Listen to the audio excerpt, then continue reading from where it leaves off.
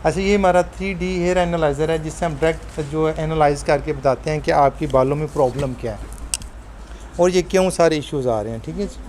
अच्छा जी, ये हमने इसका स्कैन कर लिया है। ये इसमें हम डिस्कस करेंगे कि एयर फॉल की वजूहात क्या हैं। डॉक्टर अस्मा आपसे डिस्कस कर लेंगी। ठीक है, उसमें कुछ फ़िज़िकल हैं, कुछ डिजीज़ हैं और कुछ हमारी रूटीन की लाइफ है।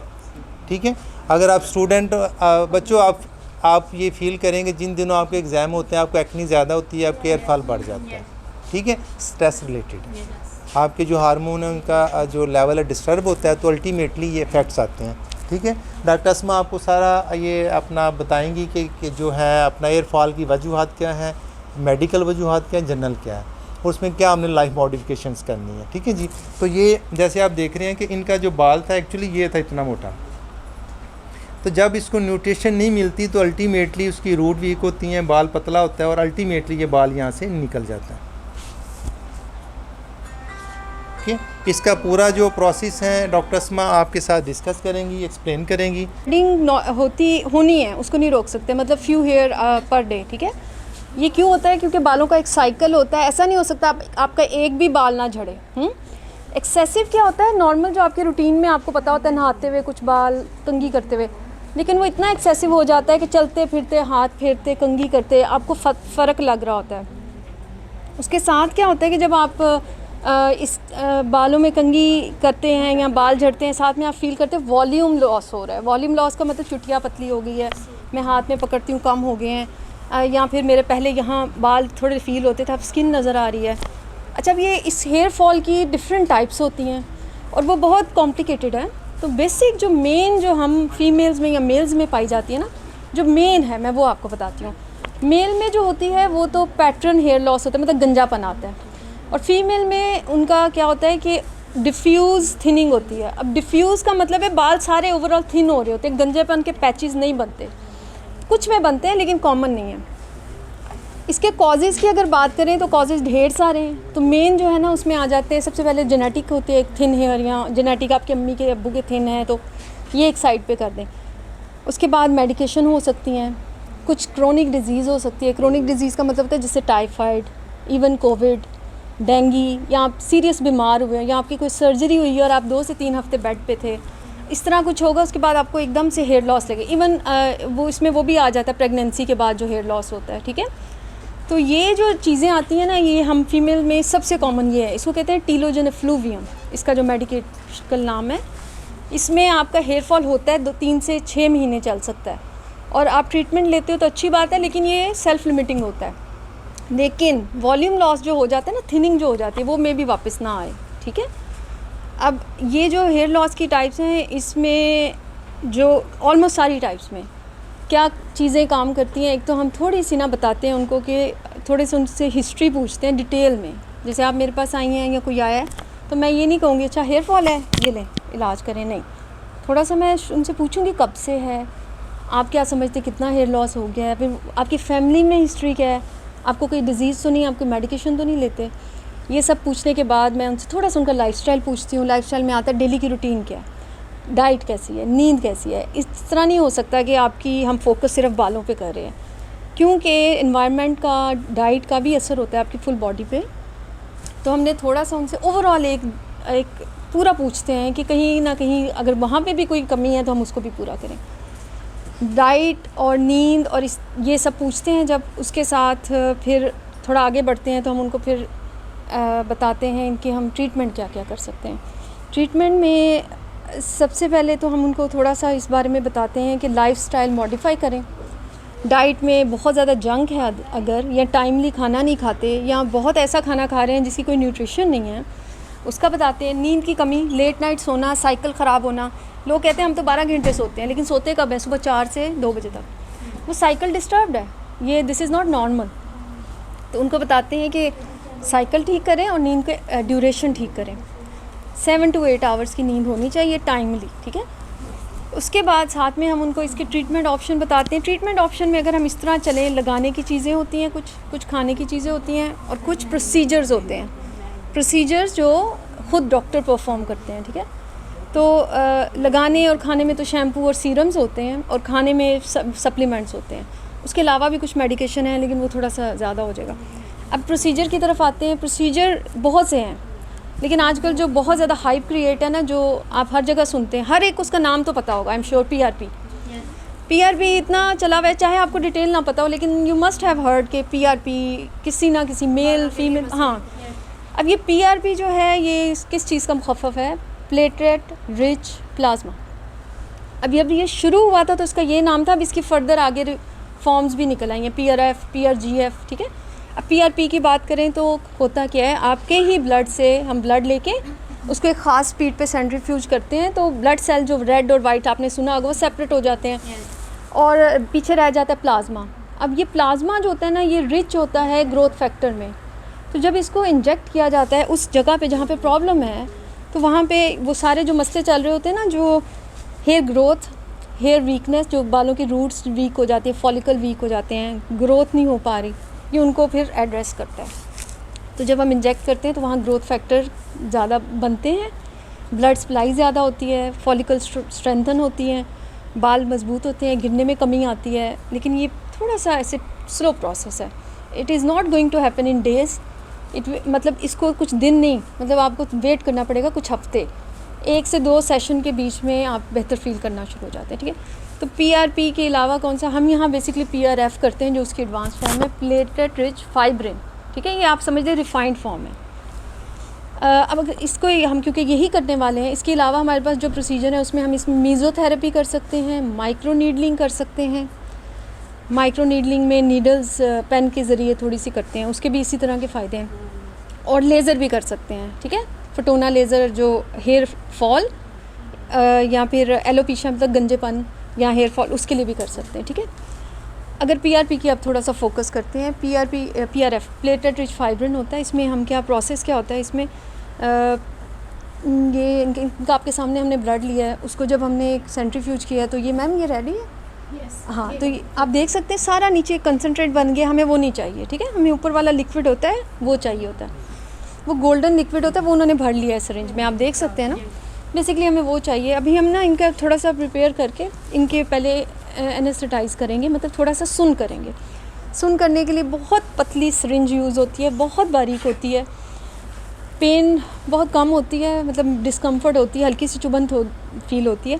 एक दफ़ा हम इनको वो एनेस्थीसिया लगा देंगे, थोड़ा सा भारीपन हो जाएगा, फिर हम वो इनको बेसिकली हम इस सारे एरिया को कवर करते हैं, नीचे नहीं लगाते, क्योंकि मेन ये एरिया होता है जो अफेक्ट होता है हेयर फॉल और हेयर लॉस से, ठीक है। तो उसमें जब हम इसको हमने एक जगह पे तो इंजेक्ट नहीं करना होता, बेसिकली हम एक पैटर्न में जाते हैं, पूरे लाइंस में इसको कवर करते हैं, और ये एनेस्थीसिया के बाद लगाते हैं। उसके बाद वो जो नीचे एक आपको क्लॉट सा नज़र आ रहा है ना रेड कलर का, उसमें भी क्योंकि वो इन्हीं का ब्लड है, और उसमें भी कुछ ऐसे इंग्रेडिएंट है जो हम वो टॉपिकली इनको थोड़ा सा अप्लाई कर देते हैं। मतलब जब तक ये वॉश नहीं करेंगे तो बेसिकली आप जैसे आप ऐसे कह लें हेयर मास्क टाइप होता है, ठीक है। इसके बारे में कोई चीज़ आपको जो जहन में हो, कुछ शक जैसे होता है ना, मुझे डाउट है, या इसके अक्सर लोग मुझे कहते हैं मुझे कोई साइड इफ़ेक्ट तो नहीं होंगे, हमारे ब्रेन के अंदर तो नहीं जाएगा, मतलब वो क्योंकि आपने इसमें एनाटमी नहीं पढ़ी हुई इसकी, तो आपको थोड़ा इतना इन्फो नहीं होती कि नीचे हमारा स्कल है, स्कल इतनी मोटी बोन होता है, तो आप सोचें सिरिंज उसको तो नहीं क्रॉस कर सकते, तो ऐसा कुछ नहीं होता। ये ब्रेन में तो बिल्कुल नहीं, ये ऊपर जो पतली सी स्कैल्प की लेयर होती है उसमें जाता है। और किसी किस्म का कोई सवाल जो आप सोचते हो कि हमारे जहन में कोई भी पूछना चाहे पूछ नहीं, वाइट हेयर की जो जिस वजह से वाइट हेयर होते हैं ना, उसकी टोटली डिफरेंट पैथोफिजियोलॉजी है। ये है बालों की कमज़ोरी, बालों का गिरना, बालों का पतला होना, गंजा बनाना, ये टोटली उसके लिए। वाइट बालों के लिए अगर आप मुझसे पूछें कोई ट्रीटमेंट है सही वाली कि मैं आपको कहूँ हाँ ये काम करेगा, नहीं, उसमें इतने फैक्टर्स होते हैं, बेसिकली वो जेनेटिक होता है। दूसरे नंबर पे अब अर्ली एज में हमने देखना शुरू किया है, लेकिन हम उसको रिवर्स नहीं कर सकते। मेडिकेशंस हैं, हम ट्राई भी करते हैं, चांसेस आर 40-50%, ठीक है। और कुछ डेफिनेटली मेल फीमेल दोनों के लिए। मेल का पैटर्न डिफरेंट होता है, उनका गंजापन आ रहा होता है, आपको पता है ना, एक यहाँ से M की तरह यहाँ पे उनका ऐसे बन जाता है, हाँ। लेकिन आपको एक बात कहूँ, ये जो बाल होते हैं, जैसे इनके भी बाल हैं, इनको करेगा जहाँ पे गंजापन आ गया मेल का, जैसे यहाँ से बिल्कुल खाली हो गया M शेप में, वहाँ ये बाल नहीं उगा सकता, क्योंकि वो नीड रूट्स। ये रूट्स होंगी तो उसको स्ट्रेंथन करेगा। अगर रूट्स ही नहीं है, रूट्स आर गॉन, फाइब्रोसिस हो गई है, श्रिंक हो गई है, ख़त्म हो गई हैं, तो ये बाल रूट्स नहीं बना सकता, ठीक है। उन मेल के लिए फिर वो ऑप्शन होता है हेयर ट्रांसप्लांट। और ये मेल फीमेल और इवन किसी भी एज में, मतलब बहुत छोटे बच्चों के लिए नहीं, डेफिनेटली एडल्ट 18 प्लस के लिए, 17 प्लस के लिए हो सकता है। और इसके अलावा इसी प्रोसीजर को जब हम कॉम्बिनेशन में करते हैं ना, तो हम यही प्रोसीजर के साथ मीज़ोथेरेपी बेसिकली फेस के लिए भी होती है, बालों के लिए भी होती है। मीज़ोथेरेपी वायल्स होते हैं जिसमें ऐसे इंग्रेडिएंट होते हैं जो आपके इसको स्कैल्प को हेल्दी करते हैं, आपके फॉलिकल्स को स्टिमुलेट करते हैं। तो हम इसी में, जैसे ये लिक्विड आप देख रहे हैं, इसी में वो ऐड करके, तो इसको कहते हैं PRF विद मीज़ोथेरेपी, मतलब हम कॉम्बिनेशन ट्रीटमेंट कर रही हैं। Then there is triple combination में हम इन्हीं दोनों के साथ माइक्रो नीडलिंग भी करते हैं, ठीक है। और मतलब ये लगाने के ट्रीटमेंट होने के बाद ये होता है कि वॉश इतने दिन बाद करना है? जी थोड़ा सा होता है, ज़्यादा नहीं। इसमें ये होता है कि आप कम से कम 12 घंटे और ज़्यादा से ज़्यादा मैक्सिमम 24 घंटे सर ना धोएं। दूसरे नंबर पे होता है अगर आप कोई स्प्रे यूज़ कर रहे हैं तो वो 1-2 दिन ना करें। तीसरे नंबर पे कुछ बॉडी बिल्डर्स होते हैं, उनको हम हैवी एक्सरसाइज 1 to 2 डेज़ तक मना करते हैं, वो ना करें। और इसके अलावा इसका कोई ऐसा साइड इफ़ेक्ट आप मुझसे कहें ना कि जो होना ही है, हम कहेंगे नहीं होगा, आप ऐसे ना करना, नहीं है ऐसा। जिस तरह हम करते हैं, स्टेरिलाइजेशन का ख्याल रखते हैं, सफाई से, सिरिंजेस ये वो, हम ग्लव्स पहन के, क्योंकि हम नहीं चाहते साइट ऑफ इंजेक्शन पे कुछ ऐसे हो, तो इंशाल्लाह नहीं होता। इवन कोई हेडेक वगैरह भी नहीं होती उस टाइम। स्लाइड से कुछ लोग डिस्कम्फर्ट फील करते हैं, दैट्स इट। उसके बाद जाने के बाद यू डोंट फील एनीथिंग। अच्छा, इसके ना पहली दफ़ा जब फर्स्ट टाइम आप करवा रहे हैं, जैसे आप मेरे पास आए हैं, आपको हेयर फॉल का इशू है, तो फर्स्ट टाइम जब आप करवाएंगे you have to go through 3 to 4 sessions of PRF, not like एक इनफ नहीं होगा, ठीक है। आप कुछ लोग एक करवाते हैं, उनके बाल बेहतर होते हैं, छोड़ देते हैं वहीं, दिस इज़ अ मिस्टेक, क्योंकि अभी तो उसने काम करना शुरू किया है और आपने 3 या 4 करवाने हैं 1 मंथ। फॉर एग्जांपल हम डिसकंटिन्यू कर देते हैं, does it affect our hair और नॉट? Definitely it will. क्या होगा, आपको जो बेहतरी फील हो रही है 1-2 महीने बाद, 3 महीने बाद दोबारा हेयर फॉल शुरू हो जाएगा। मतलब अभी आपने उसको, अभी आप ट्रीटमेंट शुरू ही किए थे और गो थ्रू नहीं हुए और उन्होंने मिड में छोड़ दिया, वक्ती तौर पे बेहतर होगा, लेकिन आप वो प्रॉब्लम दोबारा आ सकता है, ठीक है जी। ये डॉक्टर अली हैं, ये हमारे यहाँ पे हमारे साथ ही होते हैं और ये माशाल्लाह काफ़ी एक्सपीरियंस है इनका। ये अभी ना PRF परफॉर्म करेंगे। PRF का प्रोसीजर आप देखेंगे, आपको बड़ा सिंपल सा लगेगा और ऐसा भी नहीं लगेगा कि बहुत ऐसा है, कॉम्प्लिकेटेड है, कुछ ऐसा नहीं है। करने के बाद दोबारा से तो नहीं ऐसा मसला होगा? क्यों नहीं हो सकता, हो सकता है। दोबारा।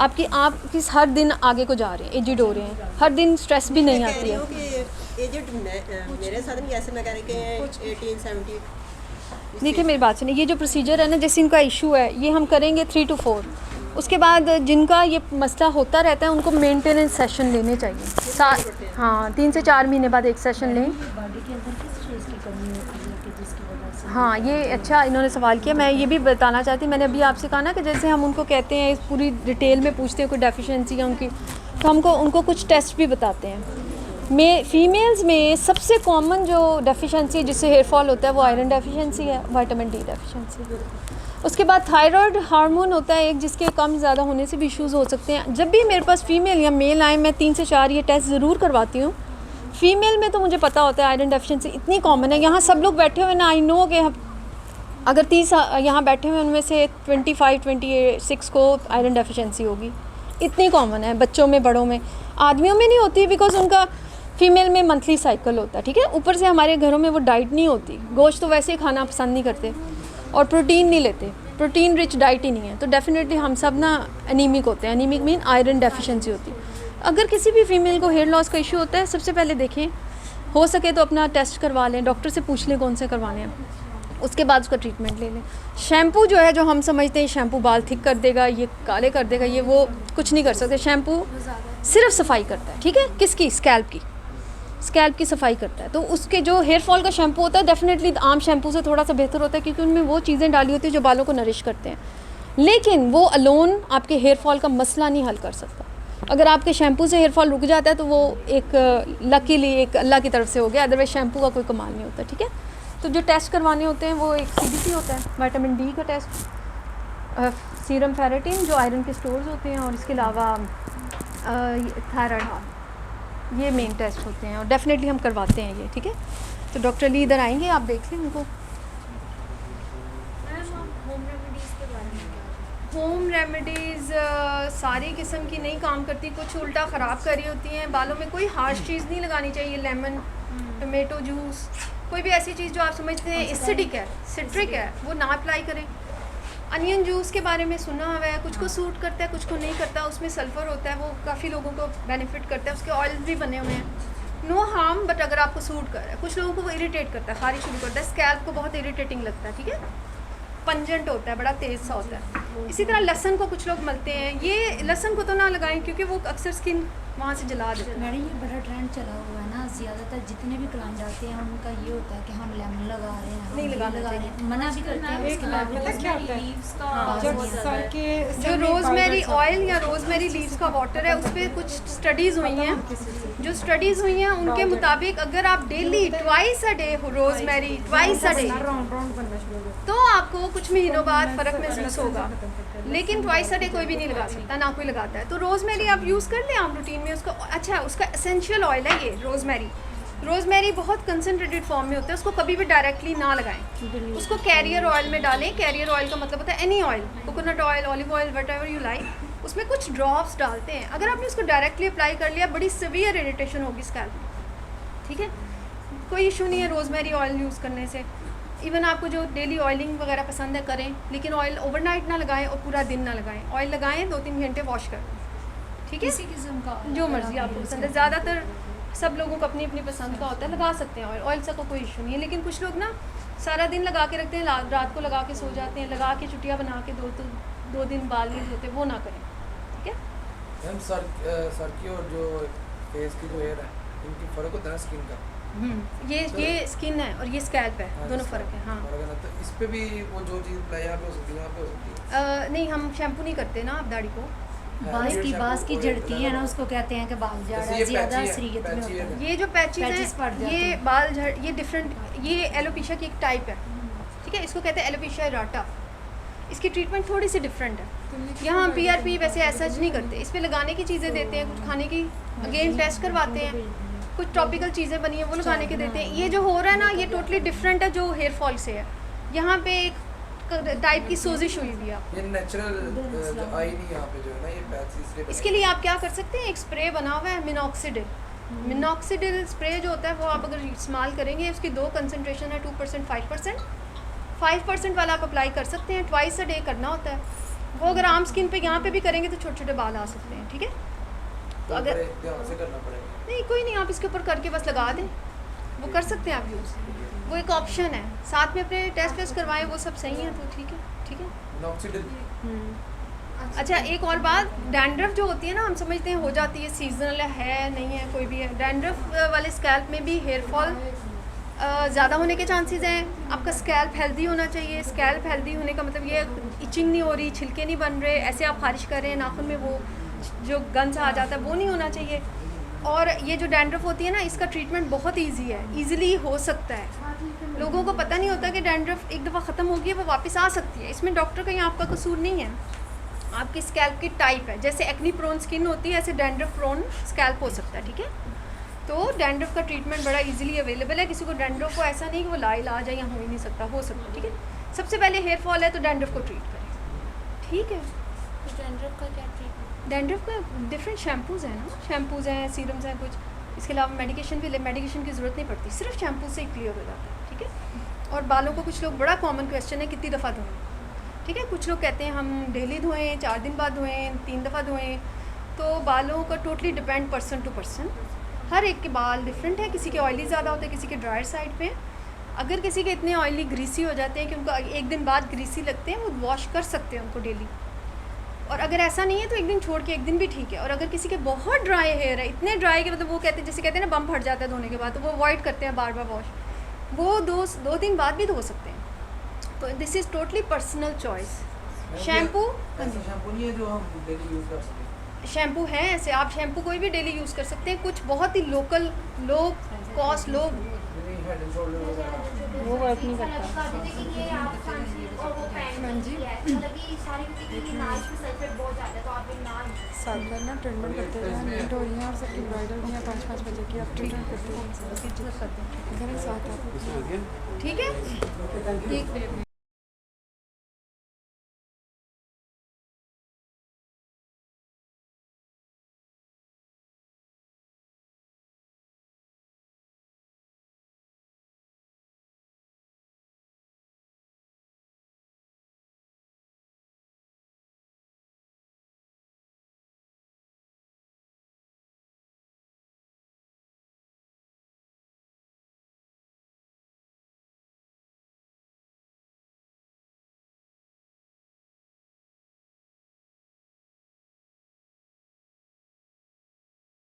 आप निकाल दें, ठीक है।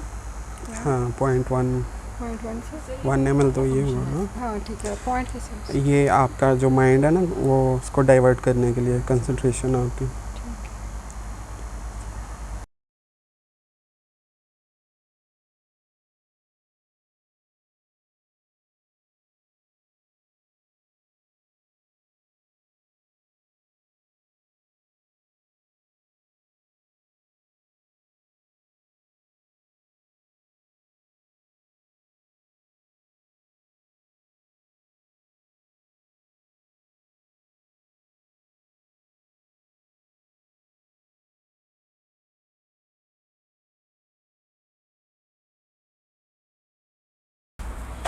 ओके अब हम लगाने लगे हैं PRF। ये देखें इस तरह से होता है।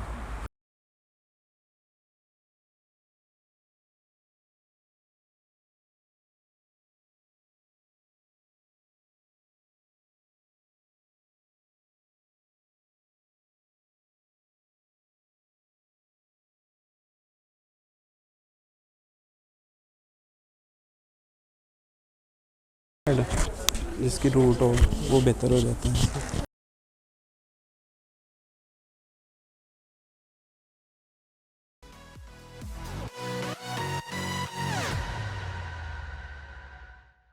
गिरते और कमज़ोर बालों से परेशान अफराद के लिए खुशखबरी। अलशिफा फ्यूचर हॉस्पिटल गुजरांवाला ला रहा है बालों के मसाइल के हल के लिए दुनिया की बेहतरीन अमेरिकन और यूरोपियन टेक्नोलॉजी। इन टेक्नोलॉजीज़ की मदद से आप कमज़ोर और गिरते हुए बालों से बगैर किसी दर्द और साइड इफ़ेक्ट के मुस्तकिल निजात हासिल कर सकते हैं। तो अगर आप बालों के मसाइल से परेशान हैं तो देर ना कीजिए, अभी हमारे दिए गए नंबर्स पर राब्ता करें।